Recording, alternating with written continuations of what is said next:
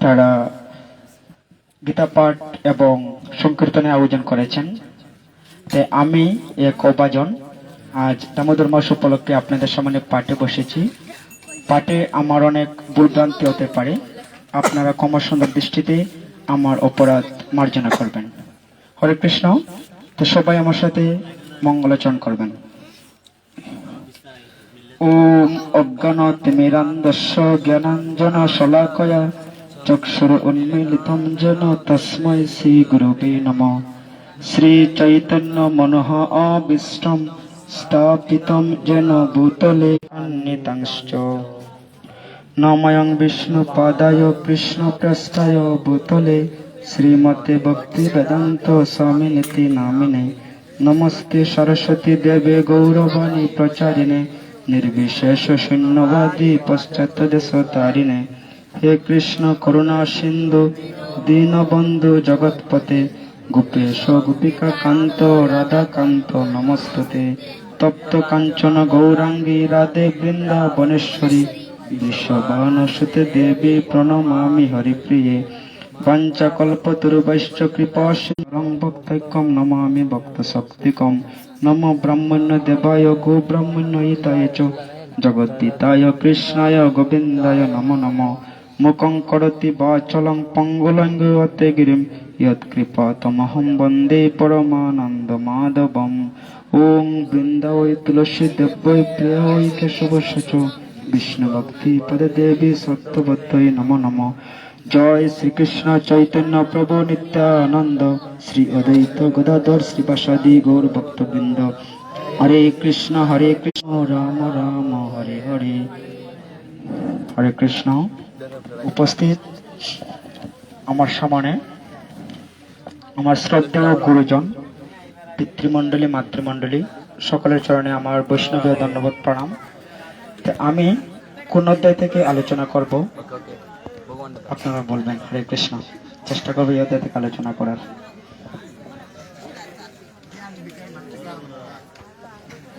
হরে কৃষ্ণ। আমি জ্ঞান যুগ থেকে আলোচনা করবো না। হরে কৃষ্ণ। বিজ্ঞান যুগ। হরে কৃষ্ণ। আমি সপ্তম অধ্যায় বিজ্ঞান যুগ, সেই বিজ্ঞান যুগ থেকে একটি শ্লোক পাঠ করব। সবাই আমার সাথে শ্লোকটি পাঠ করার চেষ্টা করবেন। হরে কৃষ্ণ। ওং নমো ভগবতে বাসুদেবায়। ওং নমো ভগবতে বাসুদেবায়। ওং নমো ভগবতে বাসুদেবায়।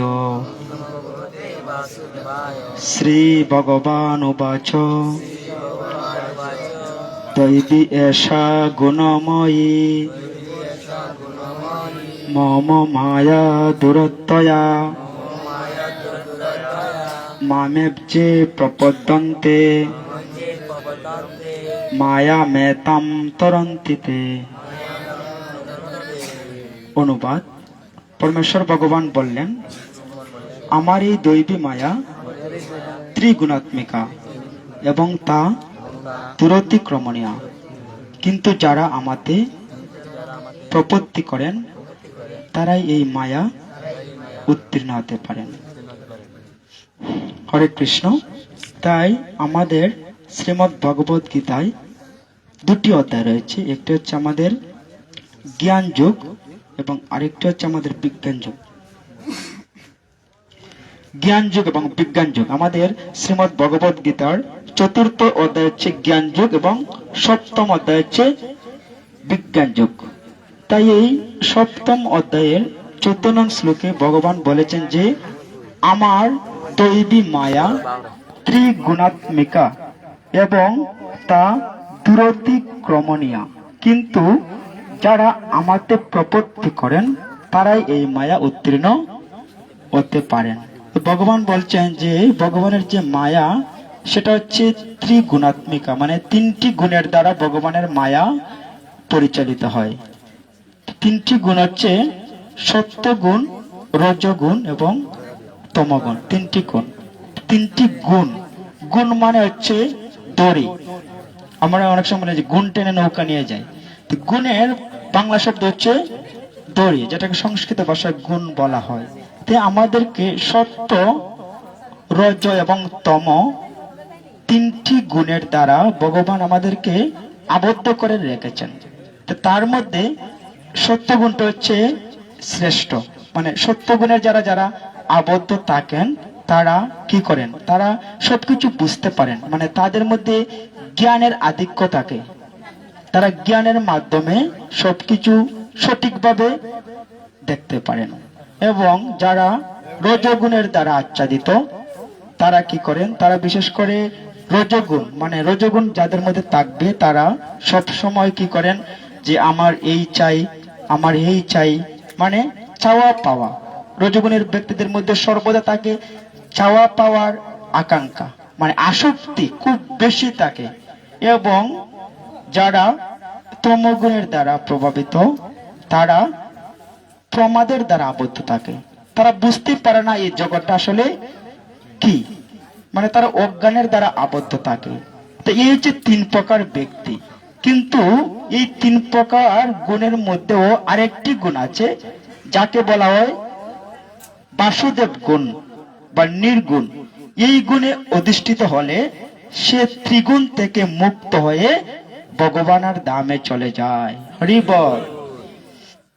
এবং পরবর্তী শ্লোকে ভগবান বলছেন যে চার প্রকার ব্যক্তি আছেন যারা কখনো ভগবানের শরণাপন্ন হন না।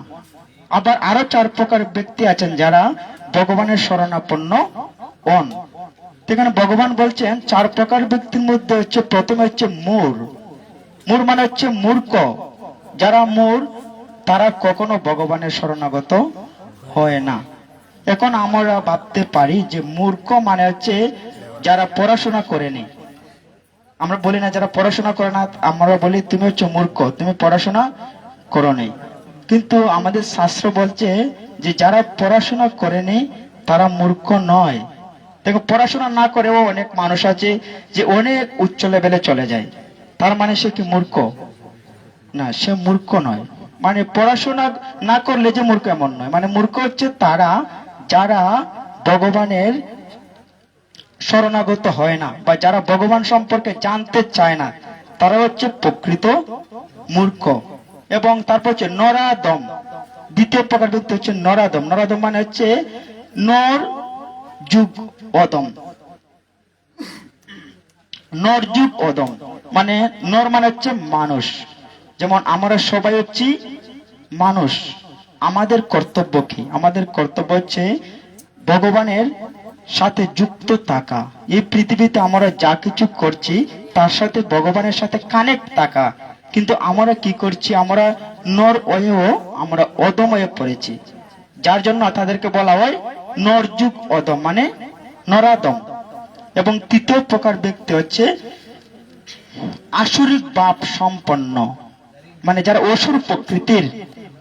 আমাদের পৃথিবীতে দু প্রকার মানুষ আছে, এক প্রকার হচ্ছে দৈব প্রকৃতির আর অপর প্রকার মানুষ হচ্ছে আসুরিক প্রকৃতির। আমাদের দৈব প্রকৃতির মানুষের 24টা গুণ আছে। আমাদের শ্রীমদ্ ভগবত গীতার 16 অধ্যায়ে মানে 16 অধ্যায়ে 16 অধ্যায়ে সেই বিষয়টি আলোচিত হয়েছে যে আমাদের দু প্রকার ব্যক্তি আছেন।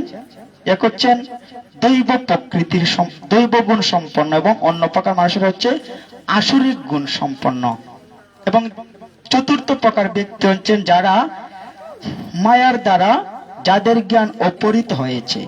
মায়ার দ্বারা যাদের জ্ঞান অপহৃত হয়েছে। যেমন আমরা দেখি যে এই পৃথিবীতে অনেক মানুষ আছেন যারা কি করেন, যারা অনেক শিক্ষিত, অনেক কিছু বুঝেন, অনেক শিক্ষিত, অনেক ধনী, মানে তার জ্ঞানের কোনো অভাব নেই, কিন্তু শিক্ষিত হয়ে কি করছে?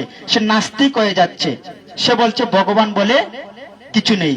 অনেক শিক্ষিত ব্যক্তিরা আছে না, যে তুমি আমাকে শিখাতে আসছো, আমি বিএ পাশ করেছি, আমি ডিগ্রি অর্জন করেছি ইত্যাদি বলে কি করছে? সাধারণ মানুষকে বলছে তুমি কি আমার চেয়ে বেশি শিক্ষিত? আমি অনেক কিছু জানি, ভগবান বলে কিছু নেই। তো এরকম যারা যারা জ্ঞানী হওয়া সত্ত্বেও ভগবানকে অবজ্ঞা করে তাদেরকে বলা হয় আমাদের শাস্ত্র বলছে তারা হচ্ছে মায়ার দ্বারা তাদের জ্ঞান অপহৃত হয়ে গেছে, যার কারণে তারা বলছে যে ভগবান বলে কিছু নেই। যেমন আমাদের অনেক বছর আগে বিজ্ঞানীরা বলতো যে গাছে কোনো প্রাণ নেই। এখনো সাধারণ মানুষ বলতে পারে যে গাছে কোনো প্রাণ নেই, কিন্তু লক্ষ লক্ষ বছর পূর্বে আমাদের ঋগ্বেদে, আমাদের পদ্ম পুরাণে আলোচিত হয়েছে যে গাছেরও প্রাণ আছে, গাছেরও প্রাণ আছে। মানে আমার শাস্ত্রে বলা হয়েছে 84 লক্ষ প্রজাতির জীব, তার মধ্যে 20 লক্ষ প্রজাতির জীব হচ্ছে বৃক্ষ বা উদ্ভিদ। বৃক্ষ বা উদ্ভিদ হচ্ছে 20 লক্ষ প্রজাতির। যেমন কিছুদিন আগে একজনকে প্রশ্ন করেছেন যে শাস্ত্র এবং গ্রন্থ, শাস্ত্র এবং গ্রন্থ দুটির মধ্যে পার্থক্য কি? আমরা জানি শাস্ত্র এবং গ্রন্থ, বিশেষ করে অনেক সময় আমাদের শাস্ত্র নিয়ে তর্ক হয় যে তুমি শাস্ত্র নিয়ে কথা বলো, কিন্তু শাস্ত্র আর গ্রন্থ কিন্তু আলাদা। শাস্ত্র এবং গ্রন্থ হচ্ছে আলাদা। শাস্ত্র কি? শাস্ত্র হচ্ছে যে ভগবান প্রণীত, মানে স্বয়ং ঈশ্বর প্রণীত বা ভগবান প্রণীত, ভগবান থেকে যে জ্ঞানটি এই পৃথিবীতে সরাসরি এসেছে, বা ভগবান থেকে কারো মাধ্যমে যে জ্ঞানটি পৃথিবীতে এসেছে, সেটা হচ্ছে শাস্ত্র। যেমন আমরা দেখি বেদ, আমাদের বেদকে বলা হয় শ্রুতি। আমাদের দু প্রকার শাস্ত্র, একটা হচ্ছে শ্রুতি, একটা হচ্ছে স্মৃতি। শ্রুতি এবং স্মৃতি। শ্রুতিটা হচ্ছে যেটা সরাসরি ভগবান থেকে এসেছে, যেটা সরাসরি ভগবান বা ঈশ্বর থেকে এসেছে, সেটা হচ্ছে শ্রুতি। আর স্মৃতিটা হচ্ছে যারা মানে ভগবান থেকে সেই জ্ঞানটি প্রাপ্ত হয়ে নিজে লিপিবদ্ধ করেছেন। আমাদের শ্রুতি হচ্ছে আমাদের 4 বেদ, ঋগ্বেদ, যজুর্বেদ, সামবেদ এবং অথর্ববেদ। এই 4টা বেদ হচ্ছে শ্রুতি। আর স্মৃতি হচ্ছে যেমন মনু সংহিতা, বরাহ সংহিতা, তারপর হচ্ছে আমাদের 18টি পুরাণ, 18টি উপপুরাণ, 108টি উপনিষদ, তারপর হচ্ছে রামায়ণ, মহাভারত এবং গীতা। গীতাকে কিন্তু আবার বলা হয় শ্রুতি, কারণ গীতা স্বয়ং ভগবান নিজের মুখে বলেছেন। তো এই যে আমাদের শ্রুতি এবং স্মৃতি, এগুলো হচ্ছে শাস্ত্র। এগুলো কি? এগুলো হচ্ছে শাস্ত্র। আর এর বাইরে যা কিছু আছে, এর বাইরে যা কিছু আছে সবকিছু হচ্ছে গ্রন্থ। যেমন আমরা যদি বলি যে একটি শাস্ত্রের নাম কি বলি, আমরা প্রায় সময় উদাহরণ দিয়ে থাকি, ভুলে গেলাম নামটি। মানে এরকম অনেক গ্রন্থ আছে যে সেগুলো হচ্ছে মানুষের তৈরি।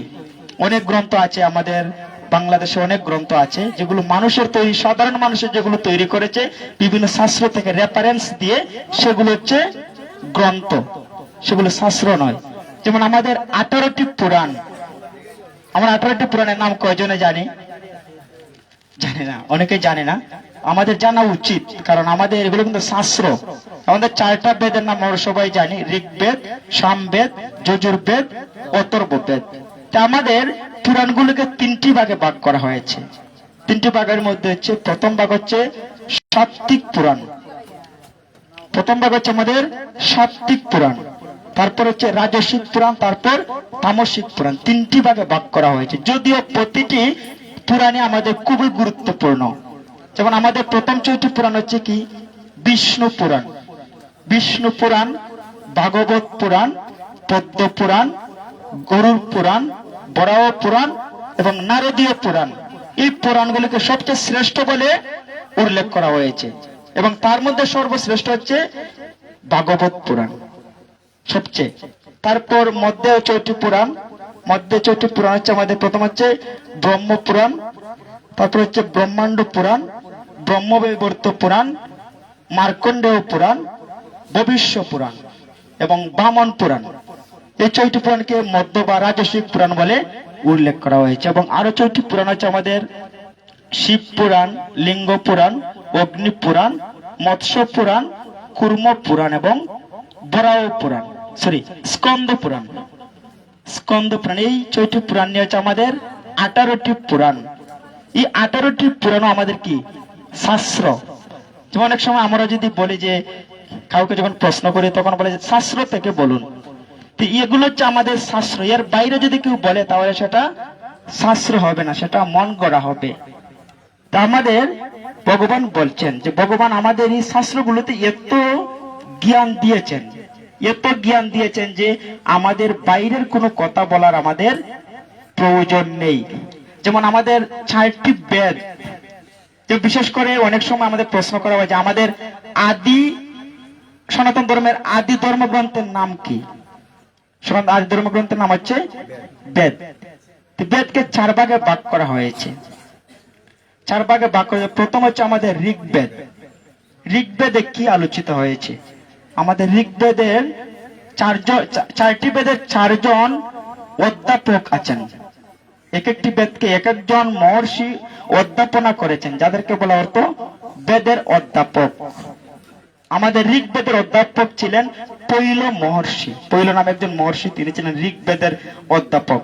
সেই ঋগ্বেদে আমাদের বিভিন্ন মন্ত্রাবলী, যেমন আমরা বিবাহ, শ্রাদ্ধ, মানে আমরা যতগুলো মন্ত্র, আমাদের যতগুলো শাস্ত্রীয় মন্ত্র আছে, সেগুলো ঋগ্বেদে আলোচিত হয়েছে।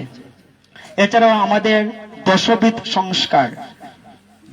সংস্কার, যাগ, যজ্ঞানুষ্ঠান, এসবগুলোর মধ্যে যা কিছু লাগে, যেমন আমাদের গায়ত্রী মন্ত্র, আপনারা জানেন যারা ব্রাহ্মণ তারা কি করেন? গায়ত্রী মন্ত্র জপ করেন। সেই গায়ত্রী মন্ত্র বেদে উল্লেখিত আছে, ঋগ্বেদে। তারপরে হচ্ছে দশবিধ সংস্কার, যেটা সবচেয়ে গুরুত্বপূর্ণ। দশবিধ সংস্কারের মধ্যে হচ্ছে আমাদের গর্ভাধান, সীমান্ত উন্নয়ন, পুনবংশ, তারপরে হচ্ছে নামকরণ, অন্নপ্রাশন, বিবাহ। হ্যাঁ, মানে 10টি সংস্কার রয়েছে। যেমন আমাদের সমাজে আমরা দেখি, আমরা ছোটবেলা কি করি, মানে জন্ম হওয়ার সাথে সাথে শিশুর নামকরণ করি। আচ্ছা, নামকরণ কই দিনে করা উচিত? আমরা সাধারণত 6 দিনে করি। কথাটি মানে যেহেতু আসছে আমি বলছি, কিন্তু আমাদের শাস্ত্রে বলা হয়েছে নামকরণ করতে হবে আমাদের 10 দিন অতিবাহিত হওয়ার পর। ক্ষমা করবেন যদি আমার ভুল হয়, ক্ষমা করবেন। শাস্ত্রীয় অনুসারে আমাদের শাস্ত্রে বলা হয়েছে আমাদের 10 দিন অতিবাহিত হওয়ার পর আমাদেরকে নামকরণ করতে হবে, যেটাকে আমরা সত্য বলি। কেন? কারণ হচ্ছে আমাদের জন্ম এবং মৃত্যু উভয়ই আমাদের 10 দিন অশৌচ থাকে। 10 দিন আমাদের অশৌচ থাকে, মানে 10 দিন আমরা এই আতুর যাকে বলা হয় আতুর ঘরে কেউ গেলে তাকে স্নান করতে হয় 10 দিন অতিবাহিত হওয়ার পূর্বে। এবং আমাদের যে এই যে জননা শৌচ আমরা দেখি যে কেউ যখন কারো বাড়ি থেকে জন্মগ্রহণ করে, আমরা কি করি, সারা গোষ্ঠীর মানুষ কোনো কিছু করতে পারে না। এটা আসলে ঠিক নয়। আমাদের মনুসংহিতার 2য় অধ্যায়ের 62 নং শ্লোকে বলা হয়েছে জননা শৌচে যে যার গর্ভে শিশুটি জন্ম নেবে, সেই শিশু এবং সেই শিশুর পিতা ব্যতীত আর কারো জননা শৌচ হয় না। মানে তাদের 10 দিন হয়, এবং 10 দিনের ভিতরে তারা কোনো কাজকর্ম করতে পারবে না। এবং নামকরণ অনুষ্ঠানটা করা উচিত শাস্ত্র অনুসারে আমাদের 10 দিন অতিক্রান্ত হওয়ার পর, একাদশ দিনে অথবা দ্বাদশ দিনে অথবা পুণ্যকর তিথিতে আমাদের নামকরণ করা উচিত। তারপর হচ্ছে আমাদের আরেকটি সংস্কার হচ্ছে দশবিধ সংস্কারের আরেকটি হচ্ছে উপনয়ন। উপনয়ন আমরা বুঝি, উপনয়ন মানে হচ্ছে পৈতা ধারণ করা। আমরা দেখি যে ব্রাহ্মণেরা কি করেন, মানে পৈতা ধারণ করেন। কিন্তু পৈতা ধারণ করার মূল উদ্দেশ্য আমরা অনেকে জানি না। আমরা মনে করি পৈতা ধারণ করার উদ্দেশ্য হচ্ছে পৈতা ধারণ করলে তিনি কি করতে পারবেন, পূজা পার্বণ করতে পারবেন। কিন্তু আমাদের শাস্ত্রে বলছে কি যে পৈতা ধারণ করার মূল উদ্দেশ্য হচ্ছে যেদিন সে পৈতা ধারণ করবে সেদিন সে মানে গুরু গৃহে গমন করবে, সেদিন থেকে সে বিদ্যা লাভ করতে পারবে। মানে পৈতা ধারণ না করলে আমাদের বেদ পাঠ করার নিয়ম নেই শাস্ত্র অনুসারে। তো বিশেষ করে আমাদের ব্রাহ্মণ, ক্ষত্রিয়, বৈশ্য, মানে 3 প্রকার ব্যক্তি, মানে 3 প্রকার, মানে ব্রাহ্মণ, ক্ষত্রিয়, বৈশ্য, শূদ্র। আমাদের 4টি বর্ণ আছে, কিন্তু শূদ্র বলে কোনো বর্ণ নেই।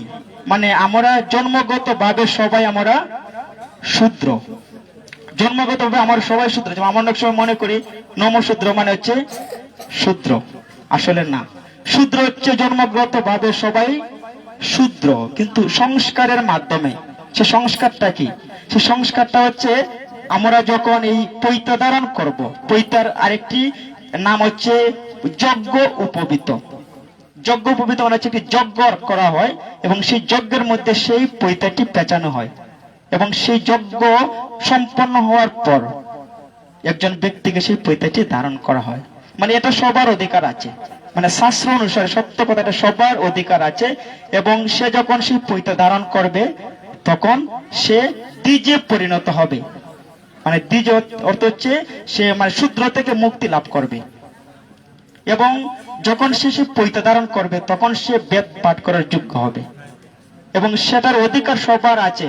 এখন যদি আমাদের গ্রামের কোনো ছেলে পৈতা ধারণ করে, আমরা কি করব?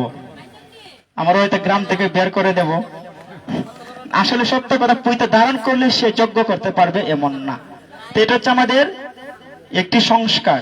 তারপর হচ্ছে বিবাহ সংস্কার।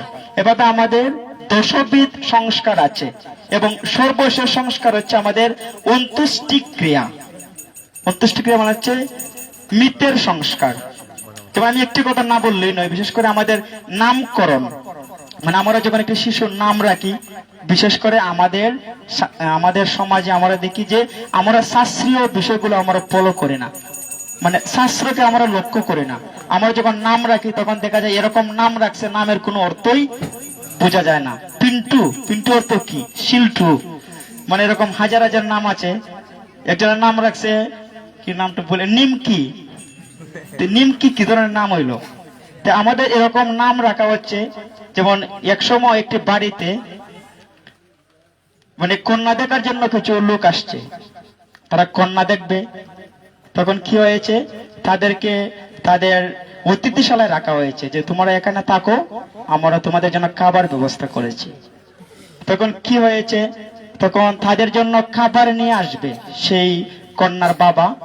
তখন সেই কন্যার বাবার 3 জন মেয়ে, 2 জন ছেলে, এবং তাদের নাম এক একটা উল্টা পাল্টা।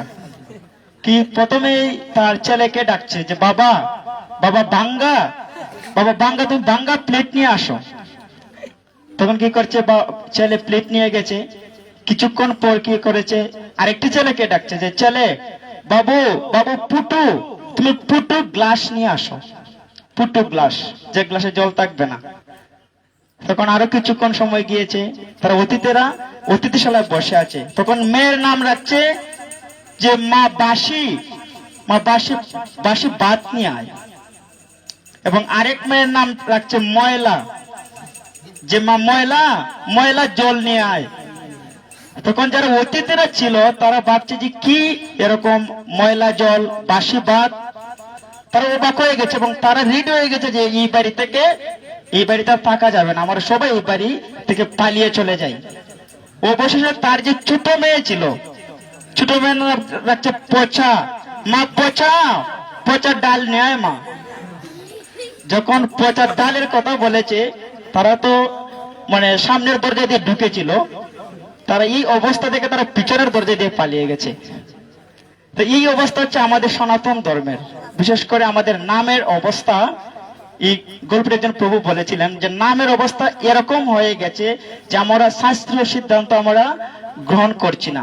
আমার দেখা যায় সুহেল, সুহেল নাম আছে না আমাদের সমাজে। সুহেল মানে কি? সুহেল একটি আরবি শব্দ। সুহেল মানে হচ্ছে তারকা, সুহেল মানে তারকা, কিন্তু শব্দটা হচ্ছে আরবি। তা আমাদের বিশেষ করে আমাদের নামগুলোর অর্থপূর্ণ হওয়া উচিত। একটি নামের অনেক মাহাত্ম্য রয়েছে। তা আমাদের নাম রাখার আগে বিশেষ করে যারা আমাদের গুরুজনেরা আছেন তাদের সিদ্ধান্ত নেওয়া উচিত। বিশেষ করে একটি শিশু যখন জন্মগ্রহণ করবে, সে কোন রাশিতে জন্মগ্রহণ করেছে সেই রাশি অনুযায়ী আমাদের নাম রাখা উচিত। বিশেষ করে আমাদের শাস্ত্র সিদ্ধান্তগুলো আমাদের মেনে চলা উচিত।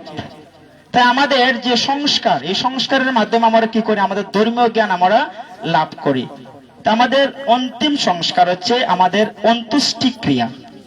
অন্ত্যেষ্টি ক্রিয়া মানে হচ্ছে যে মৃত্যু, মানে আমরা যে কি করি, শ্মশানে দাহ করি, এটা হচ্ছে অন্ত্যেষ্টি ক্রিয়া। একজন মানুষের যতগুলো সংস্কার আছে সর্বমোট হচ্ছে 16 সংস্কার, তার মধ্যে অন্ত্যেষ্টি ক্রিয়া হচ্ছে সর্বশেষ সংস্কার। তা আমাদেরকে দাহ করা হয়? অনেকে আমাদেরকে প্রশ্ন করে যে সনাতন ধর্মে কেন দাহ করা হয়। তা আমাদের শাস্ত্রে বলা হয়েছে আমাদের এই দেহটা 5টি উপাদান দিয়ে তৈরি। 5টি উপাদান কি? যে ভূমি, জল, বায়ু, অগ্নি, আকাশ, মন, বুদ্ধি এবং অহংকার। ভূমি মানে হচ্ছে মাটি, ভূমি জল মানে পানি, বায়ু মানে বাতাস, অগ্নি মানে আগুন এবং আকাশ মানে শূন্যস্থান। এই 5টি উপাদান দিয়ে আমাদের দেহটা তৈরি। যখন আমরা মৃত্যুবরণ করি বা আমরা দেহত্যাগ করি, দেহত্যাগ করার সাথে সাথে আমাদের সেই 5টি বস্তু পৃথিবীতে মিশে যায়। এবং আমাদের শাস্ত্রে বলা হয়েছে আমাদের 5টি জিনিস সবচেয়ে পবিত্র, মাটি, জল, বায়ু, অগ্নি, আকাশ। তার মধ্যে সবচেয়ে পবিত্র হচ্ছে অগ্নি। হরি বল। সবচেয়ে পবিত্র জিনিস কি? অগ্নি। যেমন আমরা যজ্ঞ করি, অগ্নিকে বলা হয়েছে দেবতাদের মুখ বলে আখ্যায়িত করা হয়েছে। অগ্নি হচ্ছে দেবতাদের মুখ। অগ্নিতে যখন কোনো কিছু দেওয়া হয় সেটা সাথে সাথে কি হয়ে যায়? পবিত্র হয়ে যায়। তা আমাদের যখন দাহ করা হয়, বিশেষ করে অন্যান্য ধর্মের লোকেরা খুবই আমাদেরকে বলে যে তোমরা একেবারে তোমাদের কোনো মায়া দয়া নাই, যে সারা জীবন তাকে লালন পালন করেছে তোমার বাবা, আর তাকে তুমি মুখাগ্নি করে আগুনে জ্বালিয়ে দিচ্ছ, তোমার কি কোনো মায়া দয়া নেই? কিন্তু আমাদের শাস্ত্র কি বলছে? আমাদের শাস্ত্র বলছে যে আমরা একটি যজ্ঞ করছি, যে যজ্ঞের মধ্যে কি দেওয়া হয়? যজ্ঞের মধ্যে দেওয়া হয় কলা, দেওয়া হয় এই কলা অর্পণ করা হয়। ঠিক তেমনি ভাবে যখন আমরা অন্ত্যেষ্টি ক্রিয়া করি, সেই অন্ত্যেষ্টি ক্রিয়ার ফল হচ্ছে সেই ব্যক্তি, এবং অন্ত্যেষ্টি ক্রিয়ার ফলে কি হয়? এই যজ্ঞের ফলে এই দেহটা থেকে সমস্ত পাপ অগ্নিতে প্রবেশ করে, পাপ থেকে মুক্ত হয়ে যায়। হরি বল। এবং এই অন্ত্যেষ্টি ক্রিয়া হচ্ছে একটা যজ্ঞ। এবং আমাদের উচিত কেউ যখন মারা যায়, আমাদের পরিচিত কেউ যদি মারা যায়, তাহলে আমাদের সেই যজ্ঞে অংশগ্রহণ করা উচিত। আমরা অনেক সময় দেখি নিমন্ত্রণ দিলে আমরা যজ্ঞে যাই, মানে আমরা দায়ে যাই, আর নিমন্ত্রণ না দিলে যাই না। কিন্তু অরিজিনাল অর্থ হচ্ছে যখন আমি মৃত্যুর সংবাদ শুনবো, শোনার সাথে সাথে উচিত সেখানে অংশগ্রহণ করা। এবং আমাদের সমাজে আর একটি সমস্যা হচ্ছে যে, ক্ষমা করবেন যদি ভুল হয়, মানে আমরা কি করি, আমরা অনেক সময় নিমন্ত্রণ দেই না, যে তাকে খাওয়াতে হবে। হ্যাঁ, তাকে তো খাওয়াতে হবে। আমি যে নিমন্ত্রণ দিতাম, তিনি তো আমার গোষ্ঠীর না, তিনি তো আমার আত্মীয় স্বজন না, পরিচিত, কিন্তু তাকে তো খাওয়াতে হবে। যেমন আমরা বিশেষ করে শ্রাদ্ধ বাসরে খাওয়া, এটাও আসলে ঠিক নয়। আমাদের শাস্ত্রে বলা হয়েছে শ্রাদ্ধ বাসরে খাওয়া বা মৃত ব্যক্তির বাড়িতে খাওয়া ঠিক নয়। যেমন আমাদের মহাভারতের অনুশাসন পর্বে এই সম্পর্কে বলা হয়েছে যে কারো বাড়িতে যদি সুখগ্রস্ত অবস্থায় থাকে, কেউ যখন সুখগ্রস্ত অবস্থায় থাকে, কেউ যখন অপ্রসন্ন থাকে, কেউ যখন দুঃখিত থাকে, সেই অবস্থায় আমাদের সেই বাড়িতে আহার বা কোনো কিছু গ্রহণ করা আমাদের উচিত নয়। এবং শ্রাদ্ধ বাসরে একমাত্র খাওয়ার যোগ্য হচ্ছেন ব্রাহ্মণ, মানে ব্রাহ্মণদেরকে খাওয়ানো উচিত। মানে ব্রাহ্মণ ভোজন, যাকে বলা হয় ব্রাহ্মণ ভোজন, ব্রাহ্মণদেরকে ভোজন করলে আমাদের মঙ্গল হয়। তার বাইরে অন্য কোনো খাবার দাবার ব্যবস্থা করা উচিত নয়। কারণ হচ্ছে আমার শাস্ত্রে বলা হয়েছে যখন শ্রাদ্ধ বাসরে কাউকে খাওয়ানো হয়, সেই ব্যক্তি যদি খুব পাপী হন, বিশেষ করে তিনি যদি খুব পাপ করে থাকেন, তাহলে সেই মানে ব্যক্তির যে পাপের যে ভাগ, সেই ভাগটা সবাইকে ভাগ করে নিতে হয়। হরি বল। এটা আমাদের গরুর পুরাণে বিষয়টি বর্ণিত আছে, হ্যাঁ, যে আমাদের সেই ব্যক্তির পাপের ভাগগুলো আমাদেরকে নিতে হয়। এছাড়াও আমরা যখন মৃত্যুবরণ করি, আমাদের 3টি জিনিস, আমি 5টি জিনিস বলেছিলাম যে ভূমি, জল, বায়ু, অগ্নি, আকাশ, এই 5টি জিনিস আমাদেরকে ধ্বংস হয়ে যায়। কিন্তু মন, বুদ্ধি এবং অহংকার, মন, বুদ্ধি এবং অহংকার কখনো নষ্ট হয় না, সেটা আমাদের সাথে নিয়ে যায়। আমাদের শরীরের ভিতরে কি আছে? আত্মা। আত্মা মানে হচ্ছে আমি, আর সেখানে আরেকজন ব্যক্তি আছেন আত্মার সাথে, তিনি হচ্ছেন পরমাত্মা। পরমাত্মা হচ্ছেন ভগবান, আর আত্মা হচ্ছে আমি। সেই আত্মা কি করে? আমাদের মন, বুদ্ধি এবং অহংকার তাকে সাথে নিয়ে চলে যায়। এবং যদি আমি পৃথিবীতে পুণ্য কর্ম করে থাকি, মানে পুণ্য কর্মের ভাগ যদি আমার বেশি হয়, তাহলে আমি স্বর্গলোকে যাব। এবং যদি পাপ কর্মের ভাগ বেশি হয়, তাহলে আমি নরকে আমাকে গমন করতে হবে। এবং যদি আমি ভগবত কর্ম করি, তাহলে আমাকে ভগবত ধামে চলে যাব। আমাদের ভগবত গীতা ভগবত ধামের কথা বলা হয়েছে যে নতদ বাসহতে সূর্য ন শশাঙ্ক ন পাবক ইয়ৎ গত্তান নিবর্তন্তে তদ্ধাম পরমম। অর্থাৎ ভগবান বলছেন যে চন্দ্র চন্দ্র সূর্য অগ্নি বা বিদ্যুৎ আমার সেই পরম ধামকে আলোকিত করতে পারে না, যেখানে গেলে তাকে আর এই জড় জগতে ফিরে আসতে হয় না। যদি আমরা ভগবত কর্ম করি, মানে ভগবান সম্বন্ধীয় যত কর্ম আমরা করি, আমাদের সেই কর্মের ফলস্বরূপ আমরা ভগবানকে প্রাপ্ত হব। ভগবান বলছেন, যদি তুমি আমার জন্য একটু অনুষ্ঠানও করো, স্বল্পম অপি অস্য ধর্মস্য, মানে স্বল্প অনুষ্ঠানও যদি করো, আমার জন্য যদি একদিনও তুমি হরিবাসরে আসো, আমার জন্য তুমি যদি একদিনও যদি একটি ফুল দান করো, একদিন একটি ফল দান করো, একদিনও যদি আমার ভক্ত সঙ্গ করো, মানে স্বল্পম অপি অস্য ধর্মস্য, আমার জন্য যদি তুমি স্বল্প করো, তাহলে কি হবে? সেই স্বল্প অনুষ্ঠানও অনুষ্ঠাতাকে সংসার রূপ মহাবয় থেকে পরিত্রাণ করে।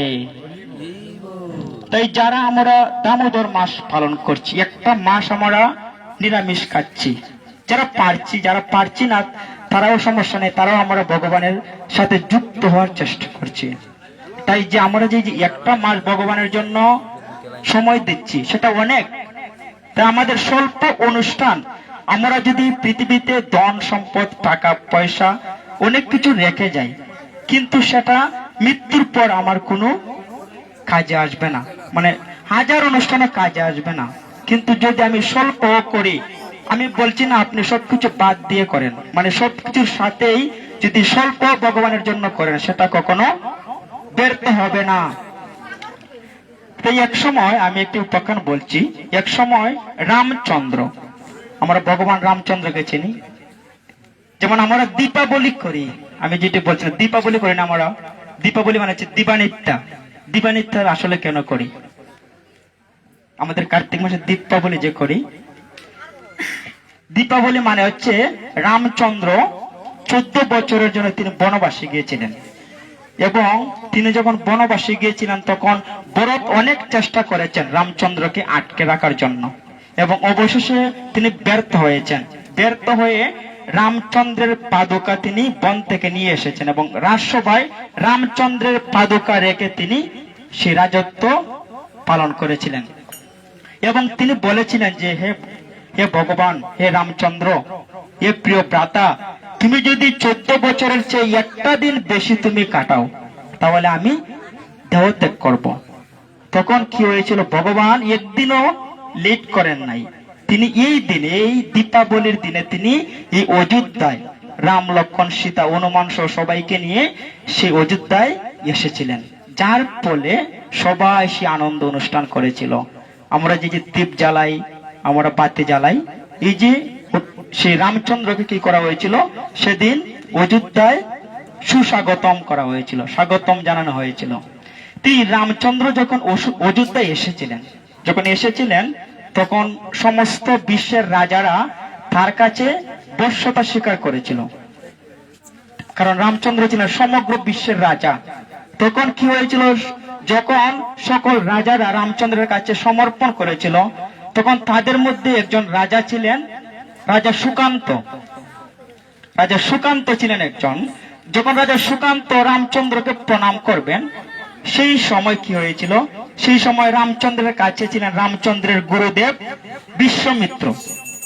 যখন বিশ্বমিত্র ছিলেন, তখন নারদ মুনি দেখছেন যে এখানে অনেক বড় একটি অনুষ্ঠান চলছে, এখানে কিছু গন্ডগোল লাগানো যায় কিনা, কারণ নারদ মুনির কাজ হইতো সেটা। তখন তিনি কি করেছেন? তিনি রাজা সুকান্তকে বলেছেন যে রাজা সুকান্ত, তুমি রামচন্দ্রকে প্রণাম করতে যাবে। আচ্ছা ঠিক আছে, তুমি রামচন্দ্রকে প্রণাম করো, কিন্তু রামচন্দ্রের পাশে বসা রামচন্দ্রের গুরুদেব বিশ্বমিত্র, সে হচ্ছে গাদির পুত্র, এবং বিশ্বমিত্র ছিলেন ক্ষত্রিয়, পরবর্তীতে তিনি ব্রাহ্মণে পরিণত হয়েছেন। বলছেন যে এই গাদির পুত্রকে তুমি প্রণাম করো না। তখন কি হয়েছে? যেই কথা সেই কাজ। সুকান্ত কি করেছেন? তিনি রামচন্দ্রকে প্রণাম করেছেন, কিন্তু তার গুরুদেব বিশ্বমিত্রকে প্রণাম করেন নাই। হরি বল। তখন বিশ্বমিত্র তিনি খুবই রাগান্বিত হয়েছেন যে আমার শিষ্যকে প্রণাম করেছে, কিন্তু আমাকে প্রণাম করে নাই, কত বড় অপমান করেছে আমাকে। তখন রামচন্দ্রকে আদেশ করেছেন যে বিশ্বমিত্র, তোমাকে আমি আদেশ করলাম আজকে সূর্য অস্তের আগে, না আজকে না, আগামীকাল সূর্যাস্তের পূর্বে তুমি রাজা সুকান্তকে বধ করবে, এটা আমার আদেশ। হরি বল। যখন এই ঘটনা এরকম হয়েছে তখন রাজা সুকান্ত বিপদে পড়ে গেছে যে আগামীকাল সূর্যাস্তের মধ্যে রামচন্দ্রের রাতে আমাকে মৃত্যুবরণ করতে হবে, আমি তো অনেক বড় পাপ করেছি। তখন তিনি নারদ মুনিকে স্মরণ করেছেন যে নারদ মুনি, আপনি আমাকে কি এরকম একটি আদেশ দিলেন যার কারণে আমাকে আজ মৃত্যুবরণ করতে হবে। তখন নারদ মুনি বলছেন যে রাজা সুকান্ত, তুমি এক কাজ করো, যেহেতু তুমি অপরাধ করে ফেলেছ, সেই রামচন্দ্রের সবচেয়ে বড় ভক্ত হচ্ছে হনুমান, তুমি হনুমানের কাছে যাবে। না না, হনুমানের কাছে নয়, তুমি হনুমানের চেয়েও সবচেয়ে হনুমানের যিনি কাছের, তুমি হনুমানের মা অঞ্জনার কাছে যাবে এবং অঞ্জনাকে গিয়ে বলবে যে মা, আপনি আমাকে রক্ষা করুন। তখন কি হয়েছে, তখন সে রাজা সুকান্ত হনুমানের মা অঞ্জনার কাছে গিয়েছে, গিয়ে অঞ্জনা মায়ের সেবা করেছে এবং বলেছে যে মা, আপনি আমাকে রক্ষা করুন। তখন মা বলছেন, ঠিক আছে, আমার পুত্র হচ্ছে বিশ্বের সবচেয়ে শক্তিশালী, তোমাকে কেউ বধ করতে পারবে না। তখন রাজা সুকান্ত বলছেন যে মা, আপনি আমার কাছে প্রতিজ্ঞা করুন, আপনি 3 বার প্রতিজ্ঞা করুন যে আপনি আমাকে রক্ষা করবেন। তখন মাতা অঞ্জনা বলছেন, ঠিক আছে, আমি প্রতিজ্ঞা করলাম, আমি থাকতে এই পৃথিবীতে কেউ তোমাকে বধ করতে পারবে না। তখন কি হয়েছে, তখন মা তাকে বলছে যে মা, রামচন্দ্র প্রতিজ্ঞা করেছেন তিনি আমাকে বধ করবেন। তখন মাতা অঞ্জনা তার পুত্র হনুমানকে বলেছেন যে হে পুত্র হনুমান, আমি কথা দিয়েছি এই রাজা সুকান্তকে কেউ তাকে বধ করতে পারবে না, তুমি যে কোনো ভাবে তাকে তুমি রক্ষা করো। তখন কি হয়েছে, যখন সূর্য উদয় হয়েছে, রামচন্দ্র ঘুরে বেড়াচ্ছেন যে রাজা সুকান্ত কোথায় আছে, তাকে তো বধ করতে হবে। তখন কি হয়েছে, হঠাৎ করে রামচন্দ্র দেখছেন রাজা সুকান্ত এবং তাকে বধ করার জন্য তিনি যখন গিয়েছেন, তখন হনুমান রাজা সুকান্তকে বলেছে যে যখন রামচন্দ্র আপনার কাছে আসবেন তখন আপনি কি করবেন, আপনি জয় রাম বলে আপনি জয়ধ্বনি করতে থাকবেন, রামচন্দ্রের নাম বলতে থাকবেন। তখন কি হয়েছে, রাজা সুকান্ত যখন রামচন্দ্র তাকে বধ করবেন তখন তিনি রামের নাম স্মরণ করতে শুরু করেছেন, জয় রাম। তখন ভগবানের ভক্ত তার নাম জপছে, ভগবানকে তাকে বধ করতে পারেন? ভগবান পারেন না। ভগবান বলছেন যে আমার চেয়ে আমার নাম বড়, আমার নাম যদি কেউ জপে তাকে আমি কোনোদিন বধ করতে পারি না, আমি তাকে আরো রক্ষা করি। তখন কি হয়েছে, তখন বিশ্বমিত্র বলছে তুমি তাকে বধ করো। তখন বলছে এ গুরুদেব, আমি কিভাবে তাকে বধ করি? তখন কি করছেন, তিনি বধ করার জন্য রেডি হয়েছেন। তখন হনুমান বলছে যখন রাম নামে কাজ হবে না তখন তুমি রামের সাথে সীতার নাম নেবে। তখন কি করেছে, তিনি সীতার নাম নিতে শুরু করেছেন, রাম জয় সীতা। তখন সীতার নাম যখন শুরু করেছেন তখন তিনি বধ করছেন না, যে সীতার নাম নিচ্ছে। তখন বিশ্বমিত্রের কথায় আবার তিনি ধনুক টাঙ্গিয়েছেন তাকে বধ করবেন। তখন হনুমান বলেছে যখন রাম সীতার নাম নেওয়ার পর কাজ হবে না তখন তুমি আমার নাম নেবে। তখন কি করেছেন, তখন সেই সুকান্ত কি করেছে, জয় রাম জয় সীতা জয় হনুমান জয় বজরঙ্গলী। যখন হনুমানের নাম নিচ্ছে তখন রামচন্দ্র বধ করতে পারছেন না, যে সে তো আমার নাম নিচ্ছে, আমার সহধর্মিনীর নাম নিচ্ছে এবং অবশ্যই আমার ভক্তের নাম নিচ্ছে, কারণ আমার চেয়ে আমার নাম বড়, আমার নামের চেয়ে আমার ভক্ত বড়। তখন সেই বিশ্বমিত্র আবার বলছেন যে তাকে তুমি বধ করো। তখন অবশেষে কি করেছে, অবশেষে হনুমান তাকে জড়িয়ে ধরেছে এবং বলেছে হে ভগবান, হে রামচন্দ্র, তুমি যদি সুকান্তকে বধ করো তার পূর্বে আপনি আমাকে বধ করুন। তখন কি হয়েছে, ভগবান কি তার ভক্তকে বধ করতে পারেন? তার ভক্তকে বধ করতে পারেন না। তখন সেই গুরুদেবকে বলেছেন যে হে গুরুদেব, আমার চেয়ে আমার নাম বড়, আমার নামের চেয়ে আমার ভক্ত বড়, আমি আমার ভক্তকে কিভাবে বধ করব? তখন গুরুদেব কি করেছেন, তার কথা তিনি ফিরিয়ে নিয়েছেন এবং রাজা সুকান্তকে তিনি ক্ষমা করে দিয়েছেন। হরি বল। এর মাধ্যমে আমরা বুঝতে পারি যে ভগবানের নামের চেয়ে ভগবানের ভক্ত বড়। যদি আমরা ভগবানের ভক্তের মহিমা করি, যেমন ভগবানের অনেক শুদ্ধ ভক্তরা আছেন যারা একান্ত ভাবে ভগবানের সেবা করছেন, যেমন আন্তর্জাতিক কৃষ্ণ ভাবনামৃত সংঘের প্রতিষ্ঠাতা শিল প্রভুপাদ, তিনি এত কিছু করেছেন, সমগ্র বিশ্বে সনাতন ধর্মকে প্রচার করেছেন। তাদের আমাদের শরণাগত হওয়া উচিত, এরকম শুদ্ধ ভক্তের। তাহলে আমরা ভগবানের কৃপা লাভ করতে পারবো। হরে কৃষ্ণ।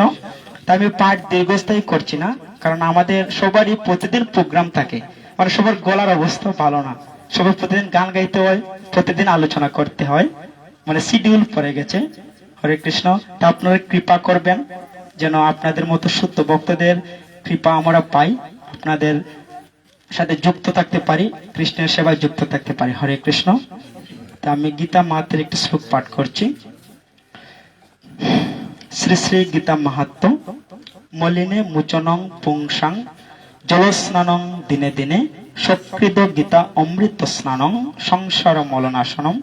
প্রতিদিন জলে স্নান করে মানুষ নিজেকে পরিচ্ছন্ন করতে পারে, কিন্তু কেউ যদি ভগবত গীতার গঙ্গা জলে একটিবার স্নান করে তাহলে তার জড় জীবনের মলিনতা একেবারেই বিনষ্ট হয়ে যায়। হরে কৃষ্ণ। তো সবাই গীতার গুজ্জ নাম বলবেন।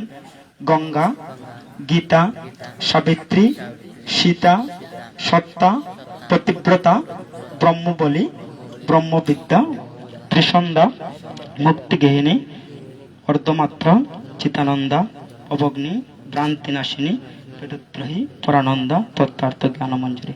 জয় শ্রীকৃষ্ণ চৈতন্য প্রভু নিত্য আনন্দ, শ্রী অদ্বৈত গদাধর প্রসাদী গৌর ভক্তবৃন্দ। হরে কৃষ্ণ কৃষ্ণ কৃষ্ণ হরে হরে, হরে রাম রাম রাম হরে হরে। হরে কৃষ্ণ। তাই পাঠে যদি আমার কোনো ভুল ভ্রান্তি হয়ে থাকে আপনারা আমার অপরাধ মার্জনা করবেন। পাঠে কি কারো কোনো প্রশ্ন আছে? হরে কৃষ্ণ। এখানেই রাখছি, ঠিক আছে? হরে বল।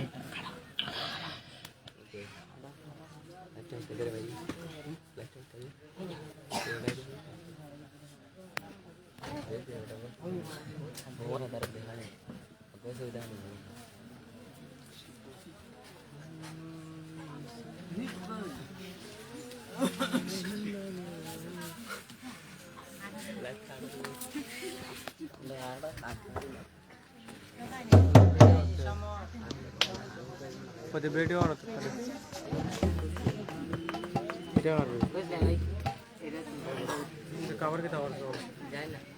পাইতেছে না।